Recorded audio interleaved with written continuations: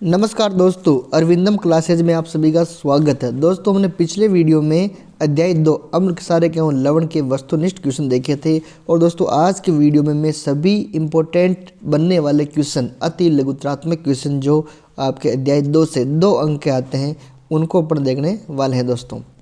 और दोस्तों, जो ये इंपॉर्टेंट क्वेश्चन है, इनके अलावा एक भी क्वेश्चन बाहर नहीं जाएगा दोस्तों मैं आपको पूरी ही क्लास 10th की जो साइंस है उसका रिवीजन करवाने वाला हूँ।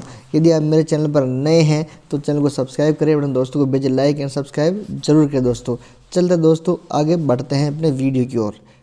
देखिए दोस्तों, जो अति लघुत्मक क्वेश्चन आपके 2 आएंगे, एक आपके 1 अंक आएगा और एक आपके जो निबंधात्मक क्वेश्चन आएगा उसमें एक छोटा सा क्वेश्चन आएगा 1 नंबर का। अर्थात आपके जो अति लघुत्मक क्वेश्चन वो 2 अंक के हो गए दोस्तों। चलिए देखते हैं पहला क्वेश्चन।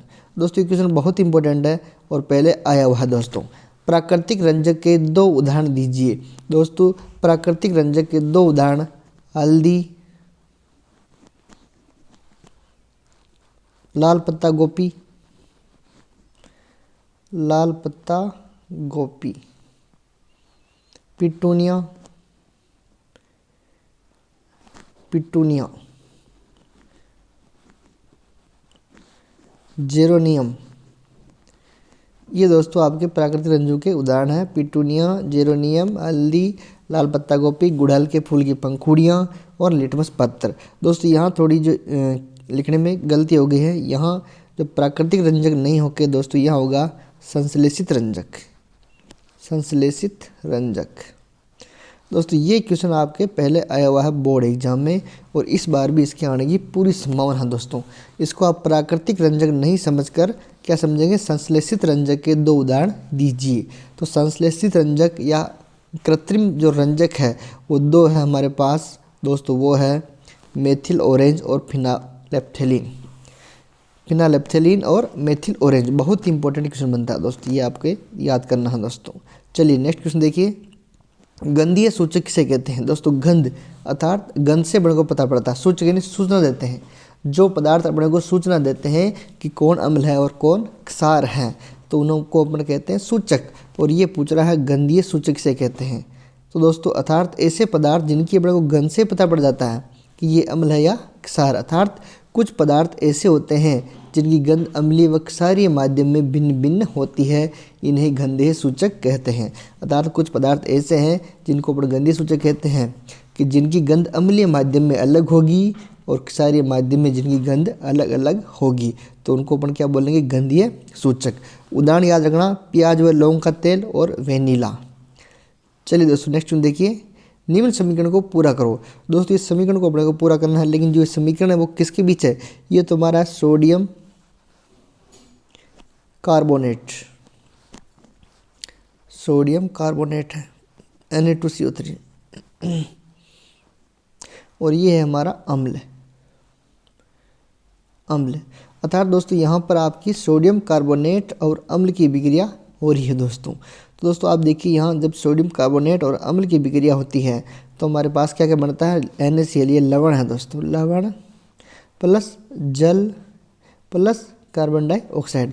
तो सोडियम कार्बोनेट की जब अम्ल से विक्रिया होती है तो लवण बनता है, जल बनता है और कार्बन डाइऑक्साइड गैस बनती है दोस्तों।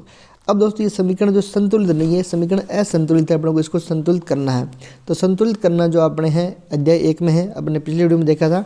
अगर यदि आपने अध्याय 1 का रिवीजन वीडियो नहीं देखा है तो अध्याय 1 का रिवीजन वीडियो मैं डाल दूंगा लिंक में, तो आप देख सकते हैं दोस्तों। चलिए यहाँ देखिए दोस्तों, सोडियम Na, यहाँ Na का 1 परमाणु है, जबकि दोस्तों यहाँ देखिए Na2 अर्थात Na के 2 परमाणु है। तो हम क्या करेंगे, यहाँ आगे 2 लिख देंगे, 2NaCl। चलिए दोस्तों आगे देखिए। कार्बन यहाँ हमारे पास 1 है, यहाँ भी हमारे पास कार्बन 1 है। यहाँ हमारे पास ऑक्सीजन 3 है दोस्तों। तो यहाँ पर ऑक्सीजन 2 तो ये रहे और 1 ये रहा, अर्थात ऑक्सीजन भी कितने 3 है। तो हमारे ऑक्सीजन बराबर हो गया। हाइड्रोजन देखिए, यहाँ हाइड्रोजन 1 है दोस्तों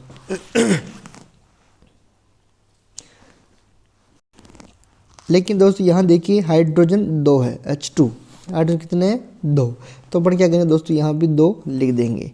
तो हमारे पास हाइड्रोजन कितने हो जाएंगे, 2। और Cl यहाँ कितने हुए, 2। तो यहाँ पर भी Cl कितने हो गए, 2।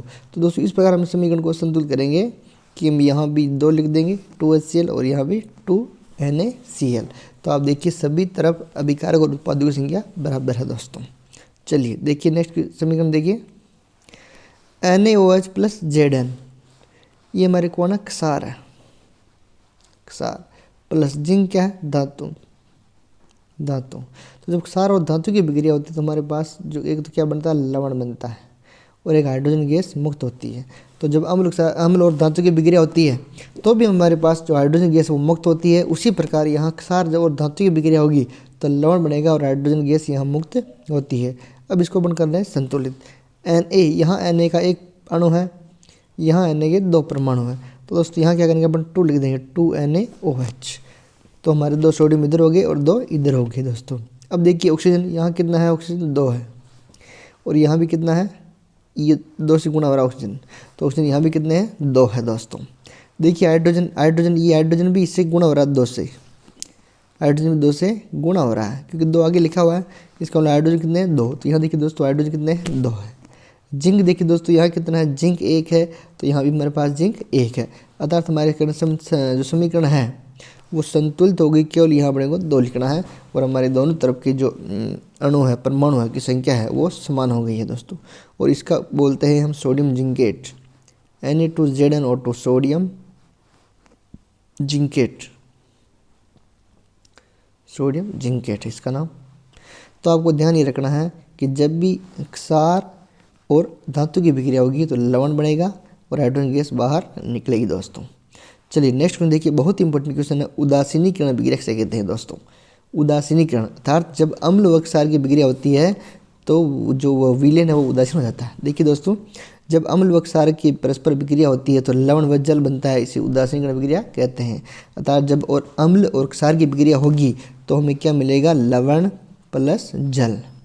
तो जब अम्ल व क्षार की विक्रिया होती है लवण और जल बनता है, इसी को हम कहते हैं उदासीनीकरण विक्रिया। उदाहरण देखिए NaOH, ये हमारा क्या क्षार है, प्लस HCl, ये क्या है हमारा अम्ल। अर्थात क्षार और अम्ल की विक्रिया हो रही है, NaCl क्या बन रहा है, लवण, प्लस H2O क्या बन रहा है, जल। अर्थात क्षार प्लस अम्ल की विक्रिया होगी तो क्या बनेगा, लवण और जल। इसी को अपन क्या कहते हैं, उदासीनीकरण विक्रिया। और ये उदाहरण भी आपको याद रखना है दोस्तों। चलिए नेक्स्ट देखिए, धात्विक ऑक्साइड की प्रकृति क्षारकीय क्यों होती है दोस्तों। तो दोस्तों ऐसा इसलिए होता है क्योंकि अपन देखो धात्विक ऑक्साइड, मैं शॉर्ट रूप में लिख रहा हूँ, धात्विक ऑक्साइड प्लस इसकी विक्रिया करवाएंगे अपन अम्ल से। किससे करवाएंगे, अम्ल से। तो अपने को क्या प्राप्त होता है, लवण और जल, लवण प्लस जल। दोस्तों देखो बिल्कुल उदासीनीकरण जो विक्रिया पढ़ी अपन ने उसमें क्या था, अम्ल और क्षार की विक्रिया हो रही थी। किसकी हो रही थी, अम्ल और क्षार की। तो हमें क्या मिल रहा था, लवण और जल। लेकिन यहाँ जब अपन धात्विक ऑक्साइड की जो विक्रिया करवाते हैं, धात्विक ऑक्साइड की विक्रिया किससे करवा रहे हैं, अम्ल से, तो भी अपने क्या बन रहा है, लवण और जल। इसका मतलब क्या हुआ कि जो धात्विक ऑक्साइड है वो किसका कार्य कर रहा है, क्षार का। किसका कार्य कर रहा है, क्षार का। इसलिए अपन कहेंगे कि जो धात्विक ऑक्साइड है उसकी प्रकृति क्षारकीय होती है दोस्तों। देखिए, क्योंकि धात्विक ऑक्साइड की विक्रिया अम्ल से करवाने पर लवण और जल बनता है। जब अपन धात्विक ऑक्साइड की विक्रिया अम्ल से करवाएंगे तो लवण और जल बनेगा, जो कि उदासीनीकरण विक्रिया के समान है। और उदासीनीकरण विक्रिया में क्या हो रहा था, अम्ल और क्षार की विक्रिया हो रही तो क्या बन रहा था, लवण और जल। ये हमारे पास अम्ल तो है लेकिन क्षार नहीं है, तो क्षार कार्य कौन कर रहा है, धात्विक ऑक्साइड क्षार कार्य कर रहा है। इसलिए अपन कह सकते हैं, इसलिए धात्विक ऑक्साइड को जो प्रकृति होती है वो कैसी होती है, क्षारकीय होती है दोस्तों। यहाँ देखिए धात्विक ऑक्साइड की विक्रिया भाई अम्ल से क्या बना, लवण और जल, जो कि बिल्कुल उदासीनीकरण विक्रिया के समान ही है। इसका मतलब जो धात्विक ऑक्साइड है वो किसका कार्य कर रहा है, क्षार का। इसलिए हमारे पास क्या बन रहा है, लवण और जल। तो इसलिए इसकी प्रकृति कैसी होती है, क्षारकीय। इसी प्रकार अपन बात करें अधात्विक की, तो अधात्विक की जो प्रकृति होती है वो अम्लीय होती है। कैसी होती है, अम्लीय। कैसी होती है, अम्लीय। क्यों होती है, क्योंकि जब अपन जो अधात्विक है उसकी विक्रिया किससे करवाएंगे, क्षार से। यहाँ क्षार आएगा। जब अपन अधात्विक ऑक्साइड की विक्रिया क्षार से करवाते हैं तो अपने लवण और जल बनता है। ये हमारे पास क्षार तो लेकिन अम्ल नहीं है। इसका मतलब क्या होगा, जो अधात्विक ऑक्साइड है वो अम्ल का कार्य कर रहे हैं। इसलिए अधात्विक ऑक्साइड की प्रकृति कैसी होती है, अम्लीय। दोनों क्वेश्चन आपको याद रखना है दोस्तों। चलिए, जल में अम्ल व क्षार मिलाने की विक्रिया कौन सी है। तो दोस्तों जब अपन जल में अम्ल या क्षार मिलाते हैं, अम्ल या क्षार मिलाते हैं तो बहुत तेज़ गति से विक्रिया होती है और जो हमारी परख नली है वो गर्म हो जाती है।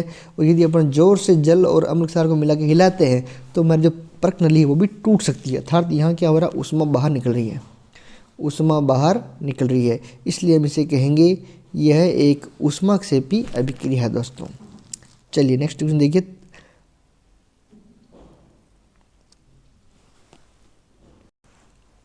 तन्नुकरण किसे कहते हैं दोस्तों, ये परिभाषा आ चुकी है पहले भी दोस्तों, क्वेश्चन बहुत इंपॉर्टेंट है। जल में अम्ल या क्षारक मिलाने पर आयन की सांद्रता में प्रति इकाई आयतन में कमी होना तन्नुकरण कहलाता है। जब अपन जल में अम्ल व क्षार मिलाते हैं तो उसके जो आयनों की सांद्रता है वो प्रति इकाई क्षेत्रफल में कमी हो जाती है, प्रति इकाई आयतन में कमी हो जाती है, इसको अपन क्या कहते हैं, तन्नुकरण। परिभाषा याद रखना इंपॉर्टेंट है। जल में अम्ल व क्षारक मिलाने पर आयन की सांद्रता में प्रति इकाई आयतन में कमी हो जाती है, इसे क्या कहते हैं, तन्नुकरण। आगे देखिए पीएच स्केल किसे कहते हैं दोस्तों अपन सबसे पहले देखते हैं पीएच किसे कहते हैं। तो दोस्तों पीएच हाइड्रोजन आयन की ऋणात्मक लॉगरिथम, हाइड्रोजन आयन का ऋणात्मक लॉगरिथम क्या कहलाता है, पीएच। हाइड्रोजन आयन की का ऋणात्मक लॉगरिथम क्या कहलाता है, पीएच, अर्थात -log H प्लस बराबर पीएच, अर्थात हाइड्रोजन आयन की जो सांद्रता है उसी को अपन क्या कहते हैं, पीएच कहते हैं। तो किसी विलयन में उपस्थित हाइड्रोजन आयन की सांद्रता ज्ञात करने के लिए एक स्केल का प्रयोग करते हैं, इस स्केल को पीएच स्केल कहते हैं। पीएच का मतलब क्या हुआ, हाइड्रोजन आयन का ऋणात्मक लॉगरिथम, अर्थात हाइड्रोजन आयन की सांद्रता। और किसी विलयन में हाइड्रोजन आयन की सांद्रता मापने के लिए अपने एक स्केल का उपयोग करते हैं, उसी स्केल को कहते हैं पीएच स्केल दोस्तों। चलिए नेक्स्ट देखिए, प्रबल अम्ल व प्रबल क्षार, बहुत इंपॉर्टेंट क्वेश्चन दोस्तों। प्रबल अम्ल प्लस प्रबल क्षार, तो प्रबल अम्ल हमारे पास होगा HCl हाइड्रोक्लोरिक अम्ल, H2SO4 सल्फ्यूरिक अम्ल, HNO3 नाइट्रिक अम्ल। प्रबल क्षार की बात करें तो NaOH sodium hydroxide, KOH potassium hydroxide. दुर्बल अम्ल की बात करें CH3COOH एसिटिक अम्ल, C2H5COOH प्रोपेनोइक अम्ल। दुर्बल क्षार CaOH2 calcium hydroxide, MgO2 magnesium hydroxide, NH4Cl ammonium chloride. ये हमारे दोस्तों दुर्बल क्षार है। तो आपको ये सभी उदाहरण याद करने हैं, बहुत ही इंपॉर्टेंट क्वेश्चन यहाँ से बन सकता है दोस्तों। चलिए ये क्वेश्चन दोस्तों पहले आ चुका है बहुत सारे एग्जामों में। उदर में अति अम्लता के कारण पेट में दर्द व जलन को शांत कैसे किया जाता है, रीट 2018 में क्वेश्चन आया था दोस्तों। तो जब हमारे उदर में अम्ल की मात्रा अधिक स्थिरत हो जाती है तो दोस्तों हमारे पेट में जलन और दर्द होता है, तो उसको शांत करने के लिए अपन क्या करते हैं, ऊपर से क्या लेंगे, दुर्बल क्षार लेंगे दोस्तों। और दुर्बल क्षार कौन सा लेंगे, मैग्नीशियम हाइड्रोक्साइड MgOH2, MgOH2। और MgOH2 को हम कहते हैं milk of magnesia, milk of magnesia. Magnesium hydroxide का pH होता है 10, कितना होता है 10, ये भी आपको याद रखना है। आगे देखिए क्लोर क्षार अभिक्रिया किसे कहते हैं। तो दोस्तों जो क्लोर क्षार अभिक्रिया है अपने को इससे क्या प्राप्त होता है, सोडियम हाइड्रोक्साइड प्राप्त होता है दोस्तों। देखिए सोडियम क्लोराइड के जलीय विलयन में विद्युत धारा प्रवाहित करने पर यह वियोजित होकर सोडियम हाइड्रोक्साइड उत्पन्न करता है, इस प्रक्रिया को क्लोर क्षार प्रक्रिया कहते हैं दोस्तों। अर्थात जब अपन जो सोडियम क्लोराइड है उसमें विद्युत धारा प्रवाहित करेंगे तो अपन यह वियोजित होकर क्या देगा, सोडियम हाइड्रोक्साइड। देखिए यहाँ 2NaCl, ये है हमारा सोडियम क्लोराइड, 2H2 यहाँ विद्युत धारा प्रवाहित की जा रही है, जलीय विलयन है, जल में घोल लेंगे, चलिए विलयन विद्युत धारा। चलिए ये ले लिया सोडियम क्लोराइड NaCl, और इसका जलीय विलयन लेना तो इसमें क्या मिला देंगे, जल H2, तो 2NaCl प्लस 2H2, इसमें विद्युत धारा प्रवाहित करेंगे तो हमारे पास क्या मिलेगा, 2NaOH सोडियम हाइड्रोक्साइड, ये है इसको सोडियम हाइड्रोक्साइड, और क्लोरीन गैस और हाइड्रोजन गैस बाहर निकलेगी दोस्तों। यहाँ दोस्तों ध्यान देने की बात यह है कि क्लोरीन गैस कहाँ से बाहर निकलती है दोस्तों। तो दोस्तों Cl तो होता है वो माइनस होता है, क्या होता है माइनस, तो ये कहाँ जाएगा, प्लस की ओर जाएगा, अर्थात एनोड पर। जो क्लोरीन गैस है वो हमारे कहाँ मिलती है, एनोड पर, ये याद रखना है। क्लोर क्षार प्रक्रिया में जो Cl है वो माइनस में होता है क्लोरीन, तो ये कहाँ जाएगा, प्लस की ओर, और प्लस को क्या बोलते हैं, एनोड। तो जो क्लोर क्षार प्रक्रिया में क्लोरीन गैस कहाँ मुक्त होती है, एनोड पर। इसी प्रकार हाइड्रोजन H प्लस होता है दोस्तों, वो कहाँ जाएगी, कैथोड पर, क्योंकि कैथोड क्या होता है, ऋण होता है। तो ये दोनों ही बातें आपको ध्यान रखनी है कि जो क्लोरीन गैस है वो तो एनोड पर मुक्त होगी और हाइड्रोजन गैस कैथोड पर मुक्त होगी दोस्तों। चलिए देखिए नेक्स्ट क्वेश्चन, रोटी, केक, सोडा अम्ल, अग्निशामक, अर्थात पाव रोटी, जो फूली हुई रोटी होती है उसको बोलते हैं पाव रोटी, केक और सोडा अम्ल अग्निशामक में किसका उपयोग किया जाता है। तो दोस्तों यहाँ पर हम प्रयोग करते हैं सोडियम हाइड्रोजन कार्बोनेट का, NaHCl CO3 का। चलिए देखिए नेक्स्ट क्वेश्चन। जल की स्थायी कठोरता को हटाने में किसका प्रयोग किया जाता है? दोस्तों जो जल है उसकी स्थायी कठोरता को हटाने के लिए अपन जो दाउन सोडा है, जो हमारा अपमार्जक जिसको बोलते हैं, उसका प्रयोग करते हैं। दाउन सोडा, इसको बोलते हैं सोडियम कार्बोनेट। इसका सूत्र होता है Na2CO3.10H2O दोस्तों। चलिए प्लास्टर ऑफ पेरिस की जल के साथ अभिक्रिया दीजिए। तो दोस्तों जब अपन प्लास्टर ऑफ पेरिस में जल मिलाते हैं तो वापस अपने को बहुत ही कठोर पदार्थ प्राप्त हो जाता है, उसको अपन कहते हैं जिप्सम। तो ये अभिक्रिया CaSO4.12H2O, ये है POP प्लस जल का लेंगे 1.5 अणु। जल का कितना लेंगे? 1.5 अणु। तो CaSO4.12H2O प्लस 1.5 अणु H2O। तो ये हमारे बन जाएगा CaSO4.2H2O, और CaSO4.2H2O को हम कहते हैं जिप्सम। और दोस्तों यदि आपको जिप्सम से अपने को प्लास्टर ऑफ पेरिस प्राप्त करना है तो जो जिप्सम है उसको अपन 373 केल्विन पर गर्म करते हैं। जिप्सम को CaSO4.2H2O को अपन 373 केल्विन पर गर्म करते हैं, और जब गर्म करते हैं तो हमारा जो पानी है वो वाष्प बन के उड़ जाता है और हमें मिलता है POP plaster of Paris. CaSO4.2H2O हमें मिलता है दोस्तों। तो दोस्तों इस प्रकार ये सभी 3 लघुतात्मक क्वेश्चन बहुत ही इंपॉर्टेंट हैं। इनमें से आपका एक भी क्वेश्चन बाहर नहीं जाने वाला है दोस्तों। मिलते हैं दोस्तों नेक्स्ट वीडियो में नेक्स्ट टॉपिक के साथ। धन्यवाद दोस्तों।